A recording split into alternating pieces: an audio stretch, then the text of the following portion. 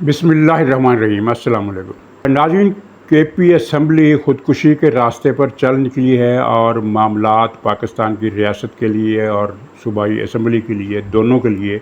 خطرناک ہیں۔ گنڈا پور نے معافی مانگی یا نہیں مانگی، اس کے ساتھ کیا ماجرا ہوا، اس کے ساتھ ساتھ یہ بات بھی سامنے آئی ہے کہ گنڈا پور کے لیے اب کوئی معافی نہیں ہے،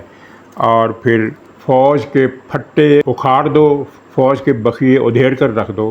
یہ حکم عمران خان نے پی ٹی آئی کو دیا ہے کہ اپنی تقریروں میں تم نے کیا کچھ کہنا ہے فوج کے خلاف اور کیا الزامات لگانے ہیں، سارا اسکرپٹ لکھ کر اپنے ہاتھ سے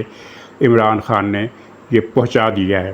اور ایک خبر یہ بھی ہے، اگرچہ یہ پرانی خبر ہے لیکن اس کا دہرانا اس لیے ضروری ہے کہ کل ہی میں نے کسی ٹی وی پروگرام میں دیکھا کہ ایک صاحب کہہ رہے تھے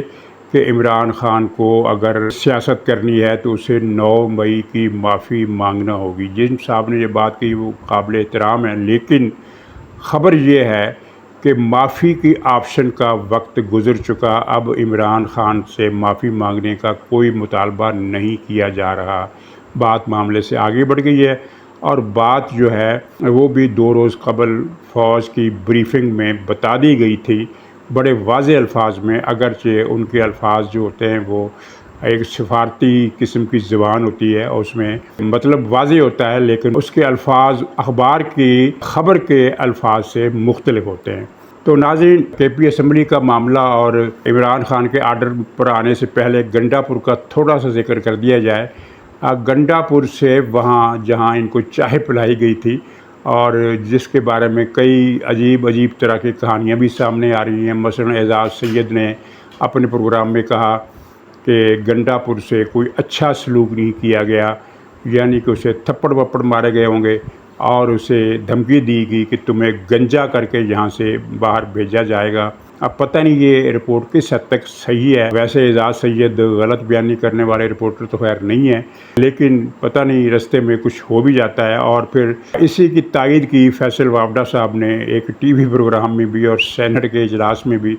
انہوں نے کہا کہ گنڈا پور کو پیٹیز کھلا کر بھیجا گیا۔ پیٹیز کس طرح کھلائے گئے، تو اس کا ترجمہ بھی لوگ یہی کر رہے ہیں کہ کچھ پیٹے ویٹے ماری گئی ہیں، لیکن کچھ دوسرے ذرائع اس معاملے کی تردید کرتے ہیں اور وہ کہتے ہیں کہ کوئی بدسلوکی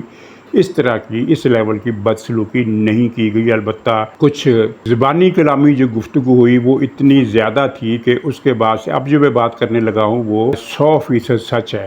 وہ یہ ہے کہ جو بھی ان سے گفتگو ہوئی اور وہاں جو بھی معاملات گنڈا پور سے پیش آئے، اس کے بعد سے گنڈا پور پر گویا کہ ایک قسم کا سکتہ طاری ہو گیا ہے۔ اور یہ بات خود پی ٹی آئی کے اس رہنما نے بتائی ہے جس نے پشاور میں گنڈا پور کو آتے ہوئے دیکھا، اور ان کا کہنا ہے کہ گنڈا پور صاحب جو ہیں وہ ٹراما کی کیفیت میں ہیں۔ ظاہر ہے اگر ٹراما کی کیفیت میں ہیں، اور وہ ہیں، تو وہ ایک آدھ دن میں ٹھیک ہو جائیں گے، ٹراما کی کیفیت سے نکل آئیں گے، لیکن اس کے بعد وہ کریں گے کیا؟ اور وہاں ان سے مطالبہ کیا گیا کہ آپ ایک معذرت کریں کہ میں نے مویشی منڈی کے جلسے میں جو تقریر کی تھی اس پر معذرت کرتا ہوں، میں الفاظ واپس لیتا ہوں، اور میرا مطلب یہ تھا اور میرا مطلب یہ نہیں تھا، یا میں جذبات میں آ گیا تھا، یا میں غیر متعارف ہو گیا تھا۔ اس طرح کا ایک میسج آپ ویڈیو آڈیو کی شکل میں ریکارڈ کر کے میڈ پبلک کریں، اس پبلک کے سامنے لائیں۔ گنڈا پور نے وہاں معافی مانگی ہے، یہ بھی کنفرم خبر ہے، لیکن اس نے آڈیو میسج یا ویڈیو ریکارڈ کرانے کی شکل میں معافی ریکارڈ کرانے سے انکار کیا ہے اور کہا ہے کہ یہ نہیں ہو سکتا۔ لیکن اس کے عوض اس نے نہ صرف یہ ہے کہ بہت زیادہ جھک کر گڑ گڑا کر معافی مانگی، بلکہ یقین دلایا کہ بس ایک موقع اور دے دیں، آئندہ آپ کو کسی قسم کی شکایت کا موقع نہیں ملے گا۔ اور یہ تو خبر کل ہی آ چکی تھی، اور میں نے بھی اپنے پروگرام میں بتایا تھا، دوسرے لوگوں نے بھی بتایا کہ اس نے کہا کہ مجھے یہ تقریر عمران خان نے لکھ کر دی تھی۔ لکھ کر دینے سے مراد یہ ہے کہ اس کا جو ایک اسکرپٹ تھا وہ عمران خان نے دیا تھا کہ ان پوائنٹس پر تم نے تقریر کرنی ہے اور فوج کو ہٹ کرنا ہے اور پبلک تک یہ میسج دینا ہے کہ یہ پنجاب کی آرمی ہے جو 3 صوبوں پر غاصبانہ قبضہ کیے بیٹھی ہے۔ اب اس سے زیادہ وطن دشمنی کیا ہوگی؟ اور ناظرین، اس صورتحال کے بعد اب گنڈا پور کے لیے معافی نہیں ہے، کیونکہ اس نے تحریری وضاحت کرنے سے انکار کر دیا۔ اور انکار کیوں کیا ہے؟ انکار اس لیے کیا ہے کہ اسے پتہ ہے کہ پھر عمران خان کے حکم پر تحریک عدم اعتماد آ جائے گی اور میں وزیر اعلیٰ نہیں رہوں گا، تو وزیر اعلیٰ ہونے کا جو نشہ ہے وہ اگر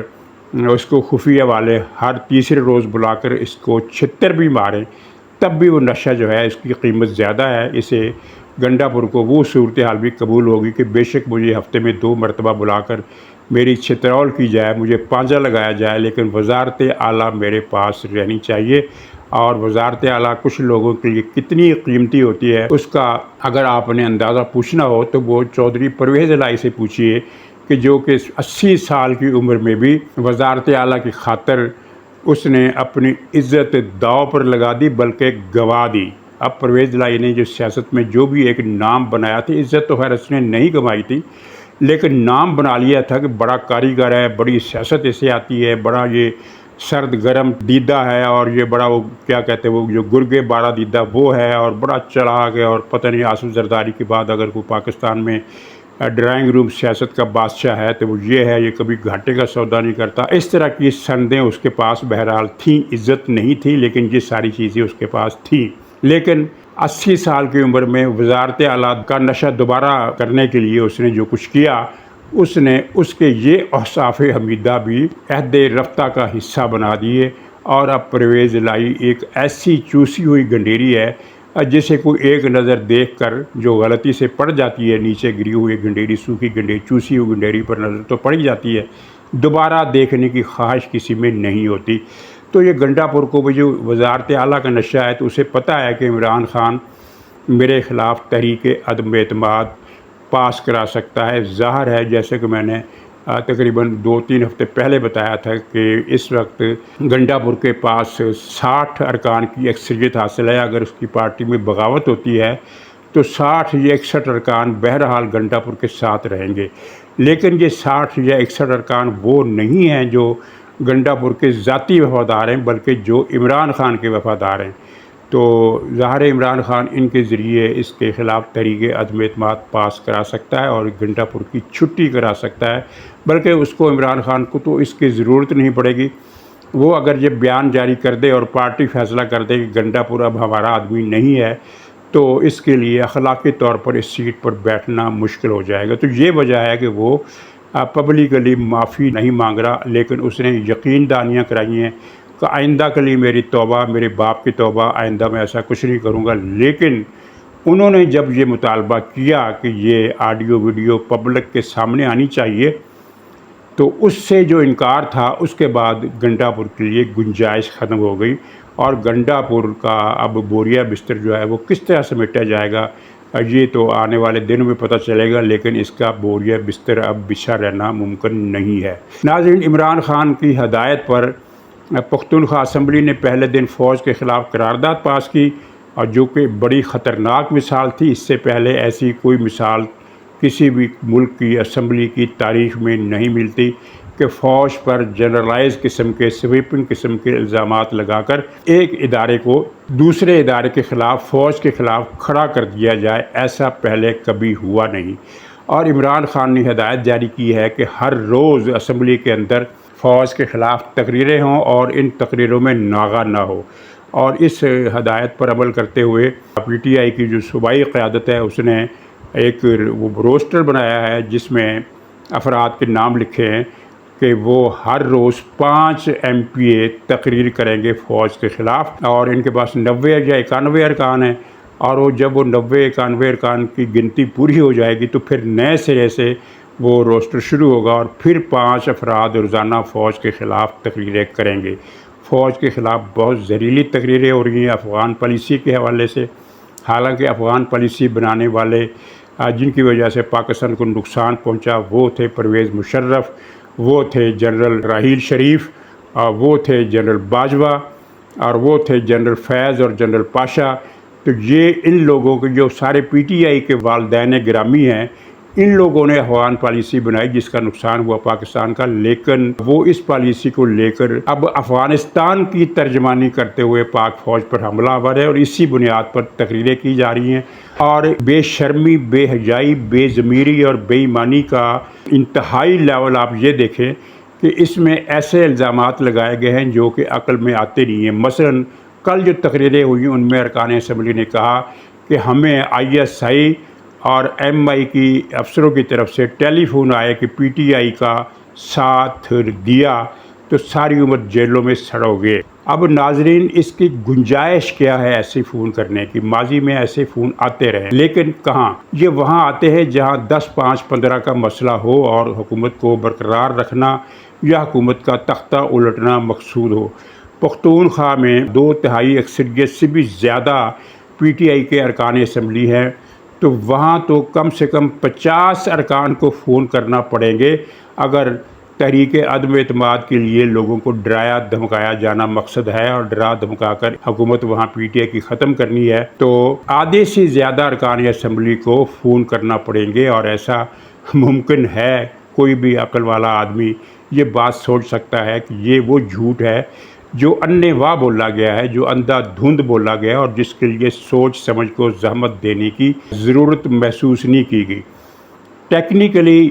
यानी ये मुमकिन है कि इस तरह के फ़ोन कौमी असम्बली में आ जाएं कुछ आज़ाद अरकान को, अगरचे अभी तक किसी को फ़ोन नहीं गया है, लेकिन वहाँ आना मुमकिन है, इसलिए कि वहाँ 4-5 अफराद की गेम है। और अगर 4-5 अफराद हुकूमत के पास चले जाएँ तो हुकूमत के पास 2/3 अक्सरियत हो जाती है और वो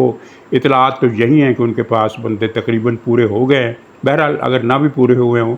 तो वहाँ तो ये बात समझ में आती है कि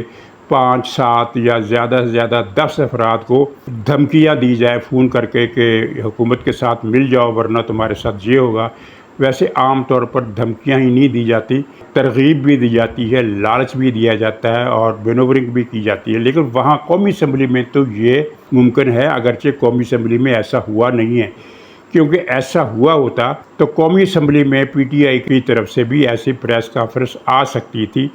जो झूठ पर मबनी तकरीर कर सकती है। जो पार्टी वो अगर सचमुच उसके पास फ़ोन गया हो तो उसके प्रेस कॉन्फ्रेंस करने में क्या चीज़ रुकावट थी? कौमी असम्बली से ऐसी कोई ख़बर नहीं आई। लेकिन मैं जो पॉइंट बताना चाहता हूँ वो ये है कि वहाँ मुमकिन है कि अगर फ़र्ज़ कीजिए इदारा चाहता है, मुक़्तदर हल्के चाहते हैं कि हुकूमत के पास 2/3 अक्सरियत आ जाए, तो वो 4-5 अफराद को फ़ोन कर सकते हैं, धमकियाँ भी दे सकते हैं और लालच भी दे सकते हैं। लेकिन पख्तूनख्वा असम्बली में जहाँ PTI के पास 91, 92, 90, 91 अरकान ग़ालिबन 91 और वहाँ उनको PTI की हुकूमत ख़त्म करने के लिए 50 अरकान को ये फ़ोन करना पड़ेगा कि तुम PTI छोड़ दो। क्या ये मुमकिन है? क्या पाकिस्तान के इदारों में ऐसी कोई मिसाल मिलती है कि 50 अरकान को तोड़ लिया गया हो? आज तक ऐसा नहीं हुआ। माजी में बेनज़ीर भुट्टो के ख़िलाफ़ तहरीक अदम एतमाद पेश की थी उस वक्त के इस्लामी जमहूरी इत्तेहाद ने, और 10-11 अरकान की बरतरी का सारा झगड़ा था और उसमें उस वक्त ISI ने अपना किरदार अदा किया था कि पीपल्स पार्टी के कुछ लोग तोड़ लिए जाएं, और इस्लामी जमहूरी इत्तेहाद ने भी ज़ोर लगाया, एजेंसियों ने भी ज़ोर लगाया और ज़ोर लगाकर 2 या 3 अरकान को तोड़ सके थे। हाँ, MQM को उन्होंने अलहदा कर लिया था, लेकिन जो अरकान थे वो 2-3 से ज़्यादा, हालांकि उस वक्त फ्लोर क्रॉसिंग की पाबंदी भी नहीं थी, तो 2-3-4 से ज़्यादा अरकान वो नहीं तोड़ सके थे। तो यहाँ कैसे कोई इदारा ये सोच सकता है कि हम 50 अरकान को तोड़ लेंगे धमकियाँ देकर टेलीफोन करके? यानी ये एक ऐसा सफ़ेद झूठ है, बेशर्मी वाला झूठ है कि ख़ुद PTI वाले भी इसको मानने के लिए तैयार नहीं है, लेकिन वो तकरीरें कर रहे हैं और मकसद ये है, इमरान खान की तरफ से हुक्म दिया गया है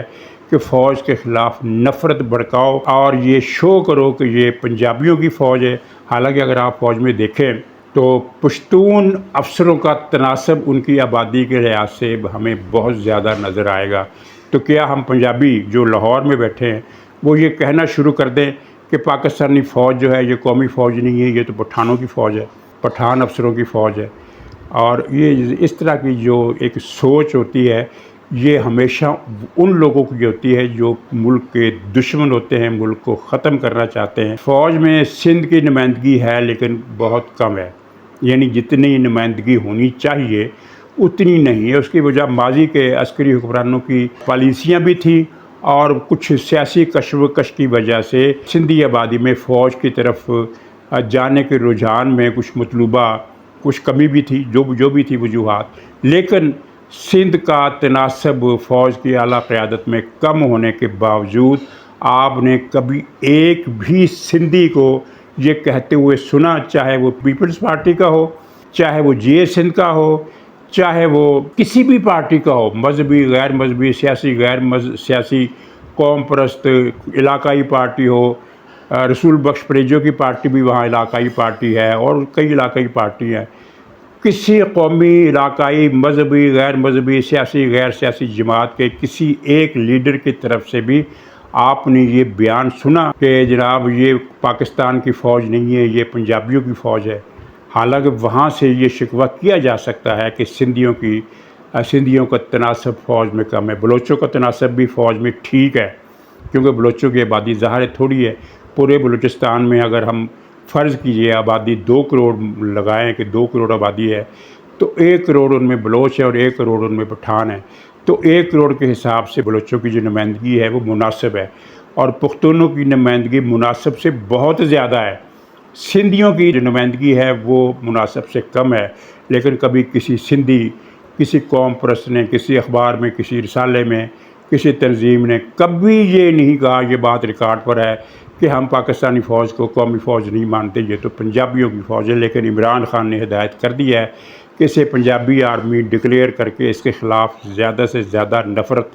پھیلائی جائے، اور 8 ستمبر کے جلسے کے دن ان کے جو اتحادی ہیں طالبان، وہ ٹینکوں سمیت پاکستان پر حملہ آور ہوئے اور 3 دن سے وہ پاکستان کے بارڈر پر حملے کر رہے ہیں۔ یہ بات نوٹ کرنے کی ہے، اور ان میں ان کے 16 حملہ آور ہلاک ہو چکے ہیں جوابی کارروائی میں، اور ان کے ٹینک بھی تباہ کیے گئے ہیں۔ یعنی یہ اسی قسم کی جارحیت ہے جس طرح کی 1965 میں نسبتاً بڑے پیمانے پر بھارت نے لاہور کو فتح کرنے کے لیے کی تھی، اسی طرح کی جارحیت کا سامنا ہے۔ تو سوال یہ ہے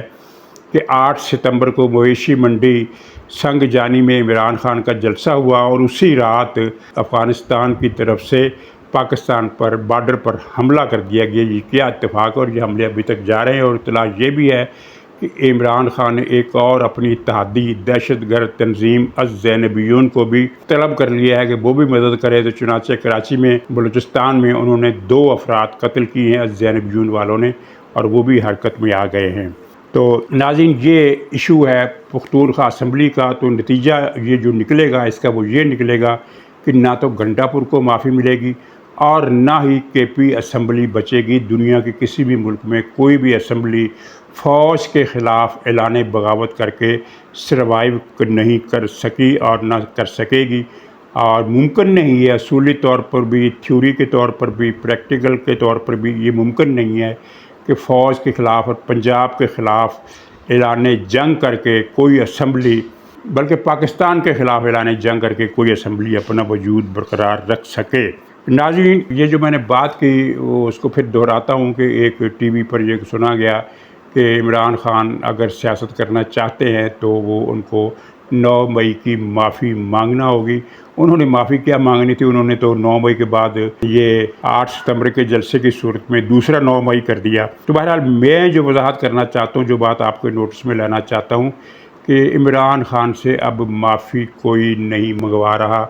کسی کی ڈیمانڈ نہیں ہے کہ عمران خان معافی مانگ لے، وہ ماضی کی بات ہو گئی، وہ دفن ہو گئی، بات معافی مانگنے سے آگے بڑھ گئی ہے۔ اور کل جو بریفنگ تھی اس میں عسکری حکام نے ایک فقرہ کہا جس میں انہوں نے کہا کہ 9 مئی کے مجرموں کو سزا دلوانے کے حوالے سے تکنیکی رکاوٹوں کی وجہ سے ہمارے عزم میں کوئی کمی نہیں آ سکتی۔ اب یہ تکنیکی رکاوٹیں کیا ہیں آپ سمجھتے ہیں؟ یہ وہی تکنیکی رکاوٹیں ہیں جو جعلی ڈگری والے اور گرین کارڈ ہولڈر جج جن کو پاکستان میں جج نہیں ہونا چاہیے، ان کی وجہ سے جو رکاوٹیں آ رہی ہیں، اور یا وہ جج جو بار بار شکایت لگانے امریکہ چلے جاتے ہیں، وہاں جا کر سیمیناروں سے خطاب کرتے ہیں، پی ٹی آئی کے ورکروں سے ملتے ہیں، یہودی لابی سے ملتے ہیں، اور ہدایات لے کر آتے ہیں کہ پاکستان کی ایسی کی تیسی کیسے پھیرنی ہے، تو وہ ادارہ یہ بتا رہا ہے اپنی اس بریفنگ میں کہ ان رکاوٹوں کی ہمیں کوئی پرواہ نہیں، ظاہر ہے یہ رکاوٹیں ہیں اور رکاوٹوں کو عبور کرنے کے لیے پاؤں کو سمیٹ کر اور تول کر چلنا پڑتا ہے، تو لیکن یہ نہیں ہے کہ سامنے رکاوٹیں ہوں تو آدمی چلنا بند کر دے۔ چلنا ہم نے بند نہیں کرنا، یہ رکاوٹیں عبور کرنی ہیں، احتیاط سے کرنی ہے، اسٹریٹجک پالیسی کے تحت کرنی ہے اور اس طرح کرنی ہے کہ کوئی نقصان نہ پہنچے، لیکن 9 مئی کے مجرم بچ نہیں سکتے، انہیں نہیں چھوڑا جائے گا۔ ناظرین اجازت دیجیے، انشاءاللہ اگلے ولاگ میں پھر ملاقات ہوگی، تب تک کے لیے خدا حافظ۔